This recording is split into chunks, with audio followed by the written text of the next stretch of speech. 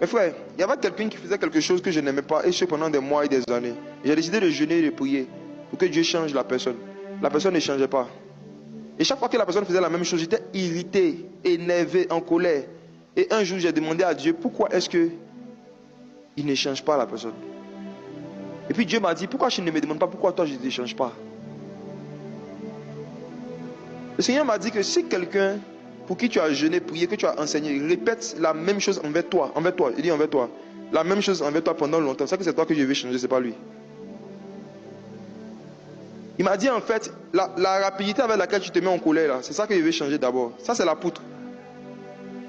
Tant que ce qui fait t'énerve, je vais le pousser à faire. Il faut que tu arrives à un point où ça ne t'énerve plus. Je vais savoir que toi tu es délivré, après ça maintenant il peut le changer.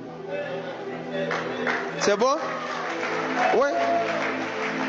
Surtout vous qui êtes appelés à être pasteur, je vous dis, hein, si vous êtes des gens, vous découragez vite des gens, vous vous énervez vite, dès que vous appelez quelqu'un est tombé, vous allez avoir AVC.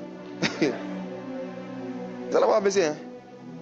La Bible dit que l'apôtre Paul a pris son temps, il a pris 2 ans de sa vie, il enseignait chaque jour les chrétiens de Corinthe, chaque jour. À cause de lui, il ne s'est pas marié. Il les a évangélisés, il les a enseignés, il a consacré toute sa vie. On dit, dès que l'apôtre Paul est parti, on dit, il y a de la fornication chez eux, telle qu'il n'y en a pas même chez les païens. Les païens venaient pas un coup de renfort à l'église de Corinthe, dans l'impudicité. Les païens. Bon. Si tu as jeté à la part de l'apôtre Paul, ça dit, donc à fermer l'église là, c'est bon. Ça dit, c'est bon, donc à fermer. Chacun n'a qu'à rester chez lui, il va prier Dieu à la maison. Mais si vous regardez comment est-ce que l'apôtre Paul a commencé sa lettre, regardez, je vais vous montrer ce qu'on appelle l'esprit de douceur. Regardez, 1 Corinthiens chapitre 1. L'apôtre Paul a une information, il sait que les gars, ils ont gâté même.